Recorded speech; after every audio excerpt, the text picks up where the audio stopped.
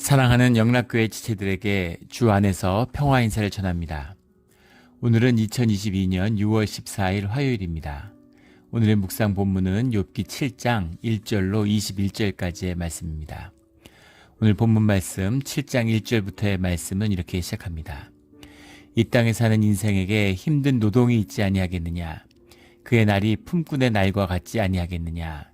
6장에 이어서 계속해서 욥이 친구들을 향한 그런 자신의 고통의 고백, 주님 앞에서 드리는 아픔의 고백이 계속되고 있습니다.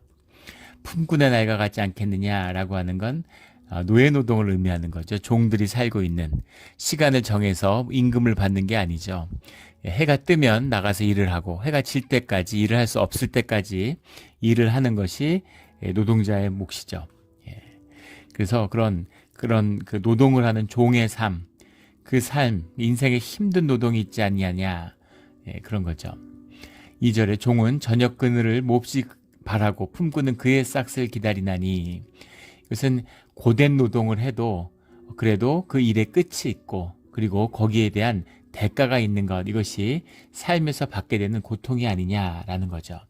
이 말 속에는 나는 고통이 끊이지 않고 있고 고통의 보상이나 대가가 남아있는 보상이 있는 그런 고통이 아니다 라는 그런 한탄이 이제 들어있는 것입니다. 3절에 이와 같이 내가 여러 달째 고통을 받으니 고달픈 밤이 내게 작정되었구나. 지금 육신의 고통, 그러니까 삶을 다른 것을 돌아볼 수 없는 그런 깊은 하루하루 순간순간을 견디기 힘든 그런 굉장한 고통 속에서 보내고 있는 것이죠. 너무 말로 할 수 없는 그런 아픔과 고통일 것입니다. 영과 몸이 심신이 하나잖아요. 몸이 이렇게 힘들면 마음은 얼마나 힘들겠어요. 그러니까 정말 견디기 어려웠을 겁니다. 정말 한순간을 내다볼 수 없는, 내일을 기약할 수 없는 고통 가운데 시간을 보내고 있는 거죠.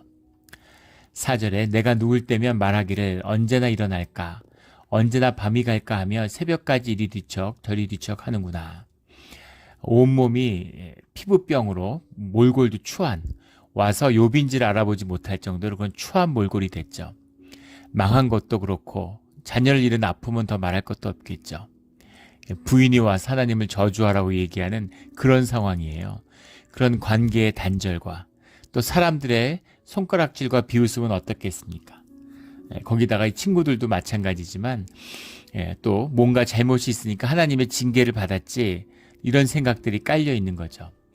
말로 할 수 없는 고통스러움이 있었겠죠. 그래서 끝이 없는, 보상도 없는 그런 고통 가운데 차라리 낮에는 수치스럽고 부끄러움 때문에 쓰레기밭에 앉아서 이 사기 그릇으로 몸을 긁고 있는 자기 자신, 근데 밤이 되면 또 고통 가운데 밤을 견디며 아침이 오기를 기다리게 되는 그런 삶을 살고 있다라는 겁니다. 희망이 없고 소망이 없는 그런 깊은 아픔을 이야기하는 거죠. 더 가슴 아픈 것은 이중의 고통을 받고 있다는 거예요. 신앙인의 아픔이죠. 세상 사람들은 뭐 재수가 없어서 그랬지, 나는 왜 이렇게 복이 없을까, 이러고 넘어갈 일일지 모르지만 신앙인은 그 중심에 하나님이 계시다는 걸 알고 있죠. 하나님 가운데서 그 아픔의 의미, 고통의 의미를 풀어야 되는데 그 모든 고통이 주님 안에서 이루어졌다는 것 때문에 더 깊은 아픔이 있는 거죠. 이것을 뭐 아픔이 아니라고 신학적으로 변증하는 건 아무 의미가 없어요. 실제 아프고 고통스러운데 그런 거짓이 무슨 의미가 있겠습니까? 그 아픔을 호소하고 있는 거죠.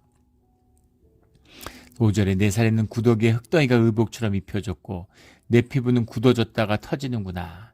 그래서 그 구더기가 흙덩이처럼 의복처럼 입혀졌다. 그 구더기들이 고름 같은 걸 살에 와서 이렇게 붙어서 있는 거죠. 상상만 해도 너무 끔찍하잖아요.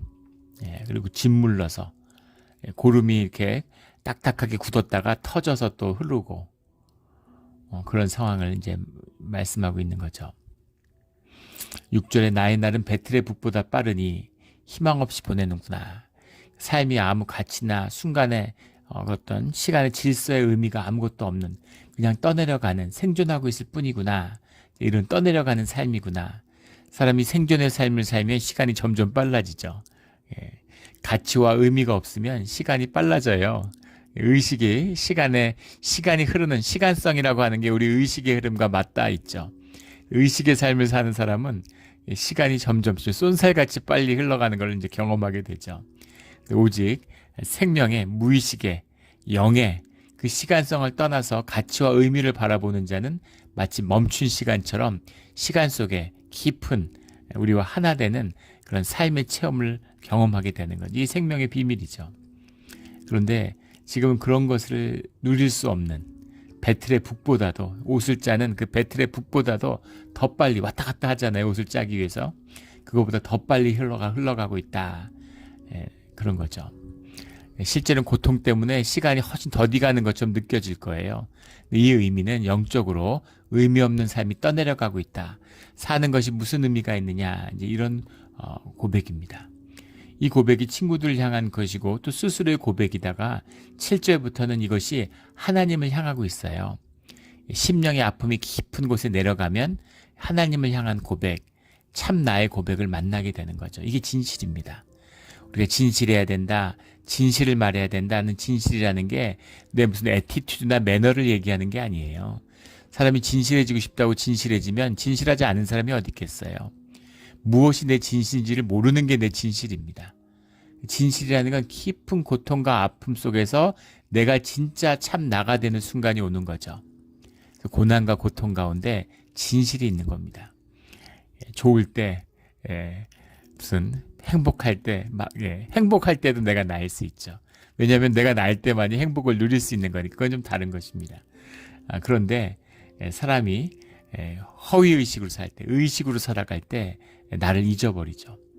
나를 잃어버린다는 게 나의 나됨을 갖지 못한다는 겁니다. 행복할 때 나를 잊어버린다는 의미는 사람들과 분별된 에고로서의 나를 이제 잊어버리는 거죠. 그때 내 의식 세계, 내가 나라고 생각하는 나와 진짜 내가 딱 만나는 거죠. 이게 깊은 생명의 자유함이고 생명의 비밀입니다. 이런 생명의 진실을 누리는 우리 모두가 되기를 주의 이름으로 축원합니다. 그 진실의 고백이 기도죠. 기도가 쏟아져 나오는 거예요.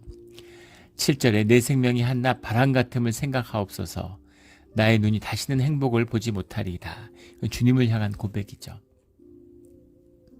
이 생명에 하잘것 없음을 주님이 아시지 않습니까? 내가 다시는 행복한 순간이 없겠군요. 라고 하는 그런 고백이죠. 깊은 아픔의 고백입니다. 8절에 나를 본 자의 눈이 다시는 나를 보지 못할 것이고 주의 눈이 나를 향하실지라도 내가 있지 아니하리이다. 지금 이제 친구들하고 같이 있는데 나를 본 자의 눈이라는 건 지금 함께 있는 친구들을 의미할 수도 있고 내가 살아온 동안 만났던 자들을 의미할 수도 있겠죠.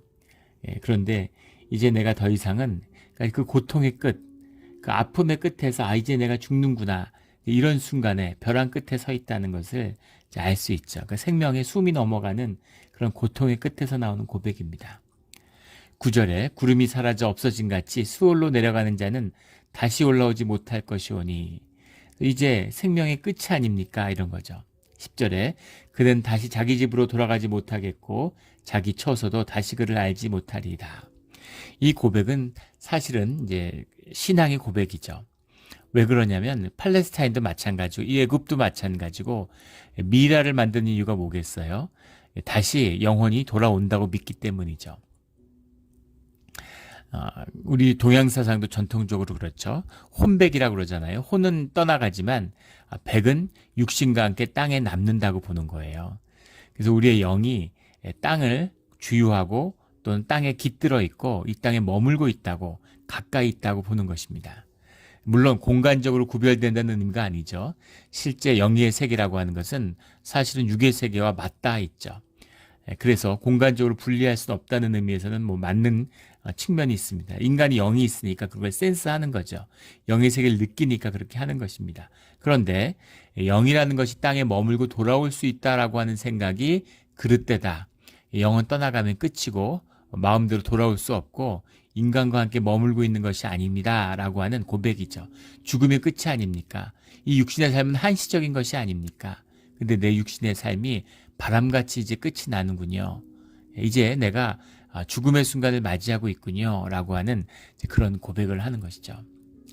11절에 그런즉 내가 내 입을 금하지 아니하고 내 영혼의 아픔 때문에 말하며 내 마음의 괴로움 때문에 불평하리다. 주님 앞에 아픔을 호소합니다. 이런 이야기예요. 주님 앞에 왜 투덜대냐? 뭐 이렇게 해석하는 것도 들어본 적이 있어요. 근데 그것은 옳지 않습니다. 이게 진실이에요. 아프기 때문에 아프다고 얘기하는 겁니다. 힘들기 때문에 힘들다고 얘기하는 거, 이 불평을 주님께 하는 겁니다. 이게 신앙이고 이게 기도예요. 딴 데 가서 떠벌리고 사람들 가운데서 투덜대고 입술로 자기 삶을 계속 묻고 그런 것이 아니라 주님 앞에 주님만이 들어주시고 주님만이 위로해 주시고 주님만이 그 올무를 벗겨주실 수 있는 분이잖아요. 그러니까 주님 앞에 숨김이 없는, 거짓이 없는 그런 것이죠. 자식이, 우리 애들이 있는데 제가 이제 돈이 없죠. 돈이 뭐 진짜 없잖아요. 근데 기쁜 순간이 있어요. 애들이 뭘 사달라고 그럴 때 그렇게 좋아요. 막내가 애들이 이제 크니까 뭐 이제 필요 없다고 그러죠. 뭐 필요한 거 없니? 그러면 다 필요 없다고 그러고. 근데 둘째는 지네들이 이제 아르바이트를 하니까 제가 뭐 필요하면 돈 벌어서 사면 되니까 신경 쓰지 말라고 다 어른들이 됐나 봐요. 그런데 마음속에 아쉬움과 서운함이 있죠. 근데 막내는 아직 어리잖아요. 그래도. 그래서 이렇게 얼마 전에도 갖고 싶은 운동화가 있는데 운동화 매일 뭐 이렇게 뭐 누가 주시면 이제 받아서 신기도 하고 그랬지만 이제 뭐 사도 아울렛 같은 데 가서 제일 싼 거 사잖아요. 그런데 얘가 이제 자기가 갖고 싶은 게 있는 거죠. 그걸 주문해서 사고 싶은 거예요. 뭐 운동화가 없는 건 아니지만 이제 운동화가 얘네들이 운동을 많이 하니까 이제 자꾸 몇 달 지나면 터지고 뭐 밑창이 나가고 이래요. 운동을 워낙 많이 하잖아요. 신발 사는데 이제 사고 싶은 걸 사는 거죠. 그래서 사고 싶은 걸 사라고. 근데 그래서 그걸 사주니까 그렇게 좋아하는 거예요. 근데 그걸 사달라고 하는 마음, 그게 사실은 부모를 기쁘게 하는 마음인 거죠. 애가 초등학교 뭐 1학년인데 유치원생인데 유아학교생인데 아버지가 무슨 돈이 있어요. 저 신경 쓰지 마세요. 이렇게 이야기하면 기쁘겠습니까? 가슴 아픈 거죠. 그러면 우리 하나님과 우리의 관계를 한번 생각해 보세요. 주님께 우리의 필요와 간구를 구하는 것입니다. 예전에 한 집사님, 예전에 섬기던 교회에서 신방을 갔는데 좀 어렵다는 말씀을 이제 그 교구에 계시는 구역장님한테 듣고서 이제 같이 간 거예요.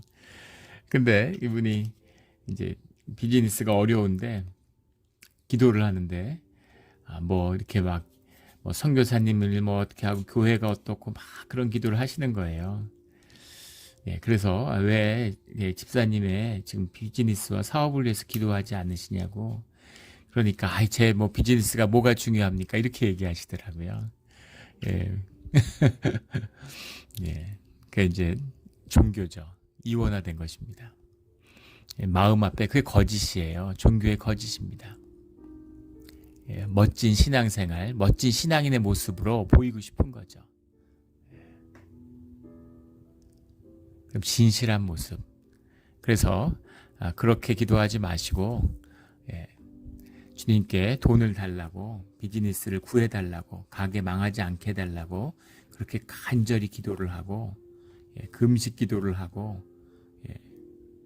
밤에 기도하고 새벽에 기도하고 그렇게 구하셔야 된다. 이제 그런 말씀을 드렸어요. 주님에게 졸르고 붙들고 매달리고 그렇게 하셔야 된다. 이런 말씀을 드렸습니다. 우리 삶에 진실된 것을 구하는 거예요. 가끔 이제 겉멋이 들죠. 종교의 겉멋이 들. 무슨 기독교는 기복신앙이 아니라고 맞는 말이죠. 그렇지만 복이 필요하지 않은 사람이 어디 있겠습니까? 우리가 자녀 키우는데 우리 자녀는 복 받을 필요 없습니다. 이렇게 얘기할 사람이 있겠어요? 엄청난 오만이고 독선이고 거짓이죠. 우리가 자녀의 축복을 또 우리 필요한 주님이 물질의 축복을 채워달라고 주님께 간절히 구하는 거예요. 주님이 필요를 알고 채워주시죠. 우리의 머리카락 수도 세시는데 왜 필요를 모르시겠어요? 중요한 것은 우리 마음의 진실을 주님 앞에 토해내는 것입니다. 그게 중요한 거예요. 그 거짓된 내 진실한 것이 아닌데 남의 멋진 기도 흉내내려고 그러고 그런 거짓은 주님의 이름을 더럽히는 것이죠.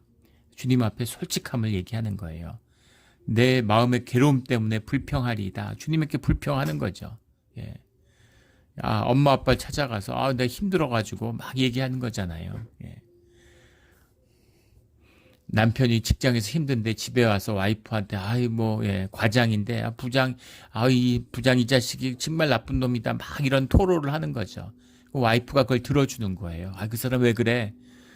이 사람 이상한 사람이네. 왜 당신을 몰라줘? 예. 이런 식으로 위로를 하는 거죠. 마음을 위로하는 거예요. 와이프가 당신 그런 말 입 밖에도 내지 마. 예. 조직에 충성하고 회사를 위한 사람이 돼야지. 예. 윗사람 불평하고 이러면 어떡해? 그럼 되겠습니까? 예. 그 부부가 아니죠. 회복도 없고 관계가 깨진 거예요. 단절된 거예요. 부부가 아닌 거예요. 그 마음을 누가 회사를 그만둡니까? 무슨 부장을 고발합니까? 해를 끼치겠다는 거예요. 아니죠. 예. 내 할 일 하고 회사에서도 연합해서 선을 이루어 가겠죠. 그러나 내 마음의 아픔을 있는 그대로 토로하고 위로를 받는 거죠. 굉장히 중요한 교제고 삶의 의미예요. 그 아픔을 품어주는 거죠. 예. 근데 그것을 주님 앞에 와서 풀어야 되는 겁니다. 주님께 억울함을 토로해야 되는 거예요. 그리고 그걸 풀어줄 수 있고 위로를 줄 수 있는 분은 주님밖에 없기 때문이에요. 그래서 주님께 풀어야 됩니다. 예전에 교회에 있으면 상담을 많이 받습니다. 또 목사가 상담사는 아니지만 그런 아픔을 나누고 또 위로의 말씀을 전할 수 있죠. 근데 가끔 보면 이제 그런 경우가 있어요.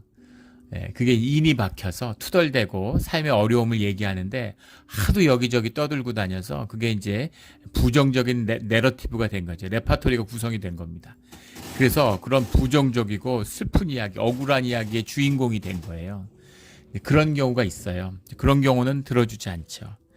이제 어떤 자매가 와서 이제 자기 아픈 얘기가 있는데 좀 들어줄 수 없겠냐고 그래서 제가 마음에 기도하는데 그렇게 얘기했어요. 하지 말라고. 나한테도 하지 말고 어디 가서 그런 얘기를 막 떠들고 다니고 그러지 말라고 그런 얘기를 한 적은 있습니다. 그건 좀 다른 경우죠.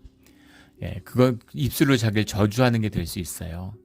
나쁜 이야기, 부정적인 이야기, 슬프고 억울한 이야기의 주인공이 되면 안 됩니다.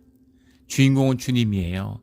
그 이야기를 주님 앞에 내놓는다는 것은 무슨 의미냐면 그 이야기의 주인공이 주님이 되어달라는 겁니다. 내 이야기, 내 삶의 이야기, 내가 아픈 이야기, 내가 억울한 이야기가 아니라 주님의 이야기 속에 내가 함께하는 것이죠. 그러면 그것이 주님께 어떤 의미인지 그 이야기의 진실이 무엇인지가 내 삶에서 풀리는 거예요. 그러면 실제의 삶에서도 풀려납니다. 이것이 기도와 주님과 대화하는 의미예요. 와이프는 내 심정을 위로하는 데서 끝나지만 주님은 위로가 아니라 내 삶의 문제를 풀어주실 수 있는 분이다라는 겁니다. 그게 주님 앞에 불평해야 되는 이유예요. 주님 앞에서 투덜거려야 되는 이유입니다. 내가 내 삶이니까 이건 내 이야기니까 내 이야기가 어디 있습니까? 내 삶이 어디 있습니까? 다 주님의 것이에요. 그래서 주님 앞에 토로해야 되는 거죠. 그 진실을. 그래서 인간들끼리 서로 위로하는 것과는 다른 것이라는 겁니다. 이 깊은 뜻을, 깊은 의미, 이 실제와 본질을 만나서 말장난이 아니라 실제의 삶에서 내 아픔이 풀어지는 이 깊은 이야기를 만나는 우리 모두가 되기를 주의 이름으로 축원합니다. 이게 진짜 신앙의 이야기예요. 그리고 아픈 이야기입니다. 예전에 한 목사님이 그런 고백을 들은 적이 있어요. 간증이죠. 이분이 깊은 아픔과 여러 어려움이 있었는데 유학 와서 은혜를 받아서 목사가 됐습니다. 근데 신학교에 갔는데 유학 갔다가 신학교 가는 것도 쉬운 일이 아니었겠죠. 집에서 믿지 않는 가정에서 신학교에 가서 목사가 된다는 게 얼마나 어려운 건지 저도 충분히 이해하고 남습니다. 제 이야기죠. 그런데 이분이 신학교에 갔는데 와이프가 자꾸 눈이 침침해진다고 그러더래요. 사모님이. 그러다가 신학교를 졸업하고 목사 안수를 받을 때쯤에 실명을 해서 완전히 봉사가 지금도 이제 장님으로 사세요. 그 아픔을 그 한을 뭐라고 얘기할 수 있겠습니까? 그 아픔이 평생 가는 거예요. 어렸을 때 가정에서 깊은 학대를 받았어요. 근데 그게 너무너무 아프고 깊이 심령을 상하게 한 거죠. 매일 새벽마다 눈 뜨고 주님 앞에 형제를 용서하는, 형제들과 가족을 용서하는 그런 기도를 드린답니다. 왜 매일 드리겠어요? 거기서 풀려나기가 어려운 것이죠. 이게 아픈 진실이에요. 뭐 교회에서 목사인데, 종교인인데 다 용서했다고, 용서받았다고 떠벌리는 게 뭐 어려운 일이겠어요. 그런 게 아니라는 거죠. 용서를 받고 그 이야기에서 풀려난다는 게 아주 힘든 일입니다. 불가능한 일이에요. 주님의 십자가만이, 주님만이 우리에게 해주실 수 있는 것이죠. 주님이 해주신다는 의미가 뭐 하늘에서 뚝 떨어져 가지고 갑자기 내가 풀려나고 그런 마술 같은 얘기가 아닙니다. 내 삶의 진실로 아파하고 내 삶이 자라가면서 그 아픔을 이겨내고 아픔과 함께 살아가며 그 아픔을 용서하며 주님과 함께하는 이야기죠. 주님이 우리와 함께 아파해 주시기 때문이에요. 실제의 이야기, 살아있는 이야기입니다. 이 이야기가 욥의 아픔이고 욥의 이야기죠. 저희가 성경에 신구약을 거의 다 봤습니다. 크게 지금 나누지 않은 말씀은 욥기의 말씀하고 이제 계시록의 말씀이에요. 물론 안 나눈 말씀들이 좀 있지만 장으로 보면 몇 개 있지만 큰 기둥으로 보면 우리가 큰 기둥들을 넘었죠. 시편으로 시작했는데 넘고 넘었어요. 출애굽을 넘고 이사야서는 이제 출애굽의 일부죠. 욥기는 또 다른 의미의 큰 산입니다. 그리고 이제 요한계시록이 남아 있어요. 욥을 시작하는데 이걸 왜 계속 뒤로 미뤘을까요? 미룬 이유가 있죠. 이거 아픈 말씀이기 때문입니다. 이 말씀을 받는 게 아파요. 이걸 묵상하는 게 너무너무 아픕니다. 이 말씀을 전하고 나눈다는 게 쉬운 게 아니에요. 그러나 이 말씀을 마주할 때가 있고 마주할 때가 지금인 것이죠. 그래서 이 말씀을 마주하는 것입니다. 내 마음의 괴로움 때문에 주 앞에 불평하리다 라고 하는 이 고백이죠. 이 고백의 진실을 만나고 깊은 아픔으로 이 고통과 이 묶임에서 풀려나는 우리 모두가 되기를 주의 이름으로 다시 한번 축원합니다. 12절에 내가 바다니까 바다 괴물이니까 주께서 어찌하여 나를 지키시나이까. 이것도 굉장히 이제 여러 가지 의미가 있는 말씀이죠. 내가 바다니까 라는 것은 하얌 이런 말인데 뭐 더 씨 뭐 이렇게 해석할 수 있겠지. 얌이라는 걸 바다로 해석했는데 큰 호수도 될 수 있지만 큰 강도 될 수 있습니다. 강을 얌이라고 그래요. 유프라스 강, 큰 두 강, 뭐 그 메소포타미아의 그 강, 뭐 이런 것이죠. 이런 걸 이제 얌이라고 그러죠. 근데 얌에는 그 큰 강이라는 것에는 두 가지 의미가 있는데 뭐 바다도 그렇고 이 의미는 이제 하나는 이 물이라고 하는 것이 이제 차오르고 변덕스럽잖아요. 그 물이 또 모든 것을 덮치죠. 모든 걸 파괴하는. 파괴적인 힘, 또 바다라는 말 그 자체가 사실은 다스려지지 않은 의미죠. 주님이 바다를 다스리시는 주님이라는 의미가 바다라는 게 무의식의 세계의 표상이죠. 상징입니다. 질서가 없는, 질서가 부여되지 않은 그런 무의식의 세계, 이것이 얌이죠. 그래서 이것이 죄의 의미일 수 있고 커다란 피해를 주는 그런 걸 삼켜버리는 세상을 그런 것을 의미할 수 있어요. 또 다른 중요한 특징은 통제가 되지 않는다는 거죠. 통제가 되지 않는다는 겁니다. 이것이 또 바다의 중요한 특징이죠. 그래서 내가 바다니까 라고 하는 것의 의미에는 나에게 어떤 죄가 있습니까? 내가 죄 지은 자입니까? 내가 세상에 어떤 죄를 지은 것입니까? 라는 고백도 들어있을 수 있고, 제가 통제될 수 없고 영적 질서를 헤아리지 못하는 자입니까? 라는 뜻도 들어있을 수 있는 것이죠. 이것이 내가 바다니까 라는 의미입니다. 내가 바다 괴물이니까 라는 말, 바다 괴물이니까 라는 건 이제 우리 뭐 많이 나왔던 말이죠. 바다 괴물 타밈이라는 것, 큰 물고기를 의미하기도 하고 뭐 용을 의미하기도 합니다. 그것도 바다와 통하는 말씀이죠. 뭔가 주님의 다스림이 필요한, 영적 질서가 필요한 그런 존재입니까? 내가 죄를 짓고 세상에 큰 문제를 일으키기 때문에 저를 묶으신 것입니까? 이런 고백이 들어있는 거죠. 주께서 어찌하여 나를 지키시나이까? 이거 주님이 나를 붙들고 계십니까? 이런 의미죠. 13절에 혹시 내가 말하기를 내 잠자리가 나를 위로하고 내 침상이 내 수심을 풀리라 할 때 내 잠자리가 나를 위로하고 침상이 내 수심을 잠이라는 건 우리의 육신의 피로를 풀어주는 거잖아요. 육신의 위로를 주고 육신의 삶에서 중요한 게 이제 잠이죠. 14절에 주께서 꿈에서 나를 놀라게 하시고 환상으로 나를 두렵게 하시나이다. 그 꿈을 꾸고 잠을 통해서 육신의 회복을 위해서 자는데 그 잠 속에서 만나는 의식이 잠든 세계에서 만나는 그 영의 세계, 무의식 세계의 꿈을 통해서 거기서 환상으로 나를 두렵게 하고 놀라게 하시는군요 라는 의미입니다. 야곱의 우리 창세기에 나오는 26장에 나오는 그 꿈의 이야기죠. 하나님이 정녕 여기에 계셨는데 내가 그것을 몰랐구나 라고 하는 고백, 그 고백처럼 의식이 잠든 다음에 꿈에서 계시하는 거예요. 육신이 다가 아니다 라고 하는 것을, 눈에 보이는 현상이 다가 아니다, 이 껍데기가 아니라 표면이 아니라 입체의 세계가 있다, 보이지 않는 영의 세계가 있다 라는 것을 이제 보여주는 거죠. 이 의미도 전혀 다른 해석도 있습니다. 지금 아파서 현상적으로 보는 거죠. 내가 아파서 이 아픔과 고통을 잊으려고 잠을 취했는데 잠 속에서도 꿈과 환상으로 나를 놀라고 힘들게 하시는군요 라고 하는 이 의미 속에서 지금 이 욥에 대한 전권을, 생명을 제외한 모든 전권을 마귀에게 줬기 때문에 마귀가 육신뿐 아니라 영도 농락하고 있어서 고통을 잊기 위해서 잠을 들면 꿈과 환상에서도 이 욥을 괴롭혔다, 욥을 어렵게 했다, 이런 해석도 있는데 그 해석도 맥락적으로 가능할 수 있겠죠. 근데 보다 깊이 보면 육신의 삶을 위로하기 위해서 또는 내 삶에서 눈에 보이는 것, 현상의 삶으로 나를 위로하려고 할 때 그때 주님께서 꿈과 환상, 보이지 않는 세계를 통해서 나를 일깨워 주시는군요. 육신이 다가 아니라는 사실을, 내 보다 중요한 것이 있다는 것을, 영의 세계가 있다는 것을 나에게 일깨워 주시는군요 라고 하는, 주님이 영을 붙들어 주셨다, 생명을 주장하여 주셨다 라고 하는 그런 의미로 받는. 그러니까 사실은 주님과 멀어지면 점점 육적이 되잖아요. 아픈 사람들 그런 거 있죠. 무슨 병칠에 효자 없다, 3년 병칠에 효자 없다, 이런 얘기가 있죠.